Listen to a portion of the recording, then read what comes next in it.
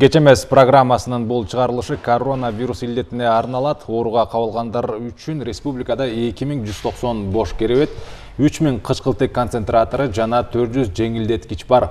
Мындан ары бардык медициналык мекемеде ак халатчандарга ыктыярчылар жардам берет. Белгилей кетсек, өлкөдө 9-июлга карата коронавирустагы 1319 адамдан аныкталды.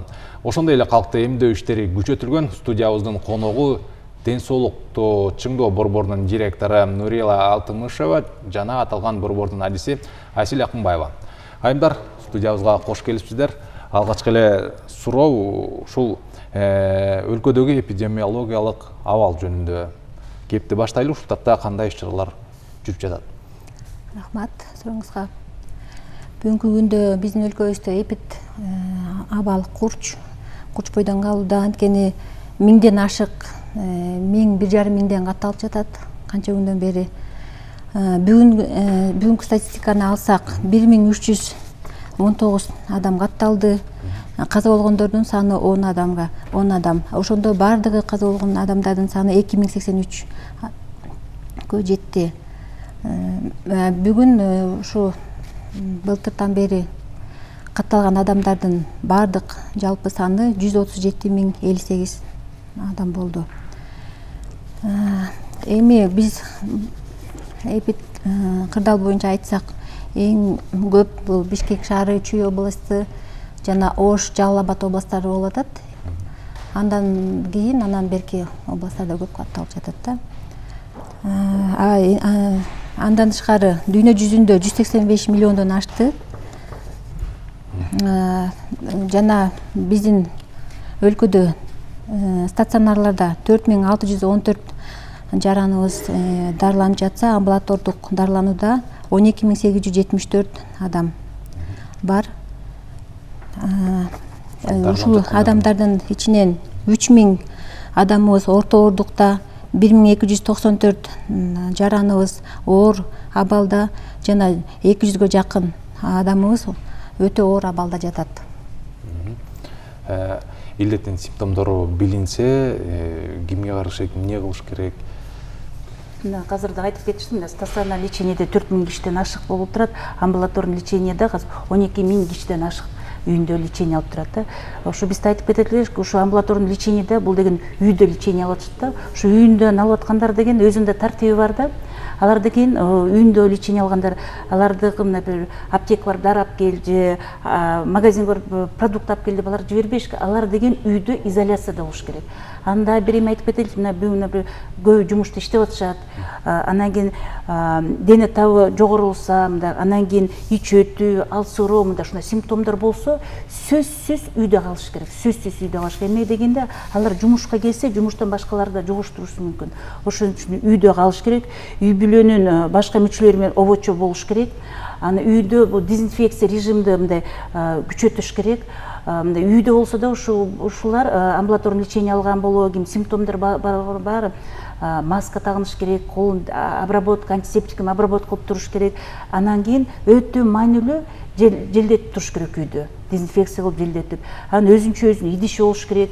Анан ушу үй бүлөсүндө ошондо ооруган киши бар болсо, ошого үйгө конок чакырбаш керек. Эмнеге дегенде бул деген аларга да фактор болот да, башка кишилерге. Анан кийин ушу туура тамактаныш керек. Анан биз дагы айтып, суюктукту көп ичиш керек. Суюктукту көп ичкиле деген ал кока-кола эмес, ал сууну ичиш керек, ал деген компот ичиш керек, ал пайдалуу суюктукту ичиш керек да үйдө калып. Анан өнөкөтү барларды ооруп калса, баары бир ошо өнөкөтү оорунун лечениясын даже продолжать этип туруш керек да. Анан кийин бирок дагы бир айтып кетелик, мына сөзсүз 118ге звонить этип, же болбосо өзүнүн үй бүлөлүк медициналык кызматкерге звонить этип консультация алса болот. Эмнеге дегенде өзүнүн өзү туруп антибиотик ичпеш керек. Только антибиотик по назначению врача болуш керек да. Ошон үчүн дагы да айтып кетелик, ушу клиникасы барлар, амбулаторный леченияларды сөзсүз үйдө болсун да, бир жолу айталы. Эмне деген алар тойго да барбаш керек, эмне деген алар чоң фактор риски болушат да, башкаларды жугуштурат. Мына бүгүнкү күндө эле айтып атышпайбыз, бүт жакта айтып атасыз, мына былтыркы уханьский деп, альфа, бета деп айтып атпайбыз, мына бүгүнкү күндө кандай болуп атат? Батыраак жугулуп атат оорулар. ошон үчүн да айтып кетелик, ушу амбулаторный лечение болгон кишилер үйдө бүт правилаларды сактап үйдө болуш керек. Эмдөө компаниясы март айында башталган. Ушул жаатта кандай иштер жүрүп жатат ушул таапта азыр? 29 марттан баштап Кыргызстанда эмдөө башталган да, баарыбыз билесиз. Бүгүнкү күнү 127 миңден ашык киши уже эмдөөдөн өттү. Биринчи дозасы менен, экинчи дозасы менен 83 миңден киши вакцинация алып атат. Бүгүнкү күнү 284 прививочный пункт бар Кыргызстан боюнча да. Ушу вакцина экинчи дозасы Синофарм алып атат, болсо Спутник вакцинаны алып атат. Бүгүнкү күнү биз күтүп атабыз. Кытайдан 1 миллион 250 миң доза Синофарм китайский вакцина келет деп турабыз.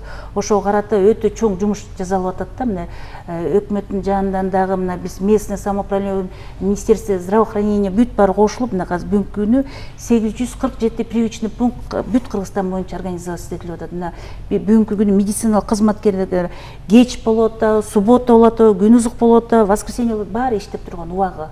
Эмне үчүн баары иштеп турат? Эмнеге дегенде бизге сөзсүз маанилүү биздин элибиздин ден соолугу. Ошон үчүн мына биз азыр прививочный пункттарда организация болуп атат. Анан кийин мобильный бригадалар болот, өзүнчө бүт баары бар. Муну ушу организацияга өтө көп деле күч деле кетип атат. Эмнеге дегенде медициналық кызматкерлер көп окулду ошого жер даярданып атышат. Логистика деп коет, ушу холодильный режим, холодильный температурный режим соблюдаться этсек, ошол жактан баары жеткизилип берип атат. Он рефрижератор, машиналар күтүп турат. Вакцина келсе эле, ушул күнү эртеси эле Бишкекте башталат, 1-2 күндө эле доставка болуп бүт региондордо ушу вакцинация башталат. Ушу казыркы чоң компанияда, казыр айтпайсызбы, чоң супермаркеттерде болот, мектептерде организация болот.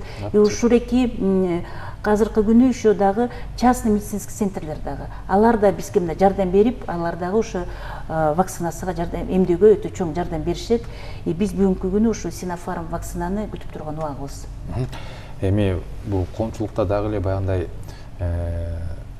адашкан түшүнүктөр бар, эмдөөгө байланышкан. Алар бизди чип менен башкарган атат деген түшүнүктөр бар. Ошол боюнча сиз түшүндүрмө берип кетсеңиз, эмне үчүн эмделиши керек? Эмне үчүн бул зарыл? Рахмат сурооңузга. Эмдөө бул ушу пандемияны жеңүүнүн эң эффективдүү жолу да. Эмдөө алсак биз бул оорууну жеңебиз.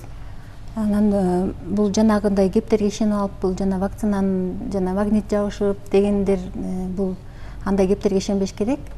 Анткени бул вакциналар бул бүткүл дүйнөлүк саламаттык сактоо уюмунун тарабынан жактырылган жана эл аралык клиникалык тастыктоолордон өткөн да. Бул жөн эле мындай вакцинаны чыгарып эле алып келип бизге сайган жок да. Анан бул вакцина инактивированный вакцина деп коебуз, бул эме жансыздандырылган вирус. Бул жана SARS-CoV-2 вирустун жансыздандырылган антигенинен даярдалат да. Анан бул коопсуз жана эффективдүү методу болуп саналат. Биз бул инфекция менен күрөшүүдө Синофарм вакцинасы Кытайдын Синофарм жана фармацевтикалык компаниясынан даярдалып чыгарылат. Жана бул вакцинанын дагы бул биздин өлкөдө колдонулган себеби бул +2 +8 градуста сакталат. Бул биздин өлкөдө мындай талаптарга жооп берет экен да. Ошо бул вакцинаны 18 жаштан өйдөгү бардык жарандарыбызда алса болот. Эффективдүүлүгү бул окумуштуулардын мындай жыйынтыгында мындай 78-79% бул эффект берет. Эми ушул бизде Кыргызстанда катталган, аныкталган коронавирустун жаңы штамдары боюнча токтолуп кетсеңиз. Жакшы суроо. Бизде жана азыр 4 мутация болгон штамдар бар эмеспи? Альфа, гамма, дельта, бета деген. Бирок бизде индийский штам, дельта штам катталган жок. Так Британ штаммы деп коебуз. 85 азыр уруп аткандардын арасынан 85% Британ штаммы менен уруп атат. Жана 14%дан көбүрөөгү южноафриканский штам менен уруп жатышат да азыр биздин жарандар. Эгерде индийский штам каттала турган болсо, ал аябай мындай тез жугат экен. Баягы мурунку штамдар 15 мүнөттө жукса, бул 5-10 секундда деле жугуп калат да. Ушундай тез жугат экен. жана оор абалда өтөт. Эгер жуктуруп алса дагы өзгөчөлүктөрү жана ооруканага жатып калуу коркунучу көбүрөөк. Инкубационный период деп коебуз. Ал 1 жана 3 күн ичинде бул бизге организмде чыгат да, бул вирус өзүн билгизет. Жана эң мындай коркунучтуусу бул жана вакцина алгандар жана ооруп айыккандардын антителолору бар да, ошолор дагы жуктуруп алышы мүмкүн да. Бирок вакцина алганда жеңил өтөт. Жанагындай оор абалга алып келбейт. Эми буга чейин дагы баягындай элде жаңы башталгандан бери көпчүлүк эле адам ооруду. Аларда ошол ковидтен кийинки синдромдор болот. Бул ошол эле тердеп, ошол эле алсыроо, ошол эле табити жоктугу болуп атат. Ошолорго бейтап эмне чара көрүшү керек? Эми эң биринчи туура тамактануу. Бул иммунитети начарлап төмөн түшүп кетти да. Туура тамактанып, таза абада көп жүрүү, гимнастика жасоо. Көп суроо берет да, ошо больницага чыккандан кийин скулга барсак болобу, эмне кылсак болот деп. Мындайда көп мына реанимациядан чыгып тяжелый формамен чыккандар бар. Аларга медициналык кызматкерлер өзү мындай режим жазып беришкен. Бул дарыны ичип тургула да 10 күн деп. Муну да өзүнүн эмелери бар да, ошону сөзсүз аткарыш керек. Анан азыркыда коллега айтып кеткендей эле, ошо свежий воздух болуш керек. Мына даже скулга барып эс алса дагы, ушу биякта Бишкекте же кайсы жашаган жеринде тартибин тиякта да аткарыш керек да, бет кап тагыныш керек, ошол жакта жүргөндө эле. Аны медицина кызматкерин сураш керек. Сууга түшсө болобу көлгө же түшпөш керекпи? Эмне деген көбүнкү поражение легкий болгон, аларга может быть бүгүнкү ишин кое туруш керек сууга түшкөнү. Ошонун баары медицина кызматкерин сурап, анан чыгыш керек да. Анан тиякка барганда да, көлгө барганда өтө жакшы эмнеге дегенде ал мындай эс алышат. Бирок жана тартиптин баарын аткарыш керек. Бүгүнкү күнү мына азыр көп санаторий, пансионаттын баары эле санитардык талаптар берилген, ошону аткаргыла депчи, ошо медицинский пункттар бар, ошол жакта информацион работа өткөрүлгөн, медициналық кызматкерлер даяр, ошо например, столовойго барганда мындай өзүлөрү да жакын отурушпайт, отурган жерде 1 метрден мындай алысыраак отурушат. Ошону ана партия менен киришет, сразу кирбейт. Анан ушул жакта мындай дезинфекционный режимдин баары усиленный. Анан бирок дагы бир айтып кетет элек, мына көп суроо беришет. Биз деген Бишкектен 1-чи доза вакцинаны алдык депчи, 2-чи дозаны эс кылса алсак болобу деп. Мынтип айтсак болот да, электронный базага кирип калгансыңар фамилия менен, аны убакыты келсе аякта деле алса болот. Эмнеге дегенде, азыр бүт биздин жарандар вакцинация алган бар база данныйга кирет. И убакыты келгенде алар ушул жерден деле алса болот. Демек, привычный пункттарга барып алса болот. Колдо паспорту болуш керек өзүнүкүн. Паспорту болот, ушул күнү база данныйга кирип калат. Анда бир да жолу айтып кетесиз, мына былтыркы июлдун 2020-жылы июлда эмне болду эле баарыбыз, ушул убакта эмне болот дегиле эле баарыбыз. Мына карагыла, бүгүнкү күнү деле мына 17 000 киши ооруп турган убагында 17 000 4 000 кишиси мына больницада турат. Азыр реанимациянын баары иштеп атышат, бүт бар, достаточно бүт бар, дары дармектер бүт бар, колдон келгенче баарын жазалап атат. Бирок жалгыз эле Министерство здравоохранения ответственность эмес да бул. Бул деген элибиздин кошу бир болуш керекпиз да. Элибиз бир болсок, анда ошондо ошо оорун жеңебиз да. Азыр карап көргүлө, социальный сетьте турат, мына булар тыйын кылган жок, муну кылган жок. Колдон келген баары өкмөтүбүз да жасап атат, колдон келген баары бизде медициналык кызматкерлер жасап атат. Бирок биз жалгыз муну ута албайбыз. Бул оору деген биз баарыбыз бир болуш керек. Бир болгон ушу азыр биздин суранышыбыз мынакей келе жаткан вакцинаны баары эмдөөдөн алгыла деп. Эмне деген ал деген бекер эмде депчи бүгүнкү күнү. Потому что мына азыр деле айтып кетип едим да, вирус мутация болот депчи. Биз токтотуш үчүн биз деген эмдөөнү алыш керек. Бул деле оңой задача болгон жок да өкмөттүн астына ушу вакцинаны алып келгендигин. Эмне дегенде жер жүзүнүн баары сурап атат вакцина, баарына вакцина керек болуп атат ошол күнү. Бүгүнкү күнү мына биз деле мындай жакшы болуп турган эмес, ушу Кудай буйрса ушу мына ушунда вакцина келет деп атабыз. Анан эмки этабында мына механизм COVAX боюнча AstraZeneca деген вакцинаны да күтүп турган убагыбыз 2000 дозадан ашык келет деп атабыз. Кудай буйрса ушу июлдун аягында ушу көрөбүз дагы. Ошонткенде биз деген ушундай шарттар берип атат да биздин элибизге. Биринчиден да бекер, анан экинчиден да бүт жакка коюлуп атат. Медициналык кызматкерлер биз даярбыз, мына суббота воскресенье эмес, бүт күн иштеп турушат. Биздин элибизден сураныш, бир эле сураныч, эмдөөдөн өткүлө, сураныч биз берген талаптарды аткарып койгула. Ушу маска тагынып, бет кап тагынып, социалдык дистанция, гигиена көпчүлүк жакка барбагыла, ооруп аткан үйүңөрдө кишилер болсо үйгө коноктор чакырбагыла, башка жакка барбаңыздар деп. Биздин бир суранычыбыз. Жакшы. Буга чейин ошол Европада, ошол эле башка мамлекеттерде эмдөө компаниясы баягы жигерди жүрүп, жарандарынын көпчүлүк басымдуу бөлүгүн эмдеп алышты. Эми эмдеп бүткөндөн кийин баягындай спорттук иш-чараларга, маданий иш-чараларга, массалык иш-чараларга уруксат берилди.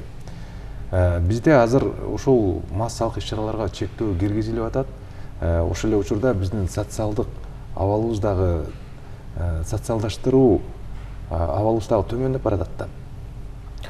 Ушул жагы дагы бар. Эми сиз буга чейин айтып кеткен тиркеме жөнүндө сөз кылалы. Бул тиркеменин иштөө тартиби, ага кимдер кайрылат? Ушул боюнча да кыстыра кетсеңиз. Мына бүгүнкү күнү биз дагы азыр вакцинацияны да кайра эметип кетсек, 18 жаштан улуу кишилер барат, вакциналса болот, барса болот. Анан жана айтып атпайбыз, электрондуу база болуп атат.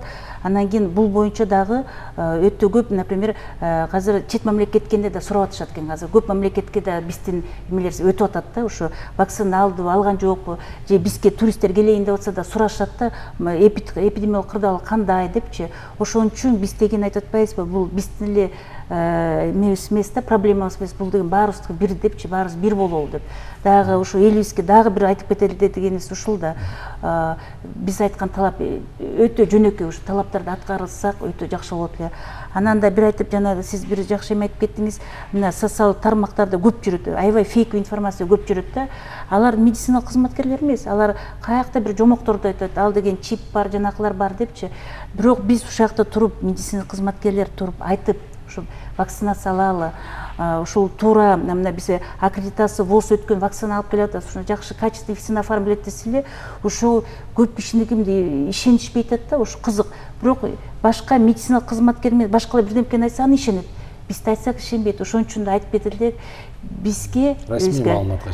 Да, эмнеге дегенде биз дагы ушу биздин элибиздин ден соолугу өтө бизге маанилүү да. Айымдар, студиябызга келип, кызыктуу жана пайдалуу маек куруп бергендериңиз үчүн сиздерге ыраазычылык билдиребиз. Мен ишенем, бизди көрүп турган телекөрүүчүлөргө пайдалуу маалыматтар берилди.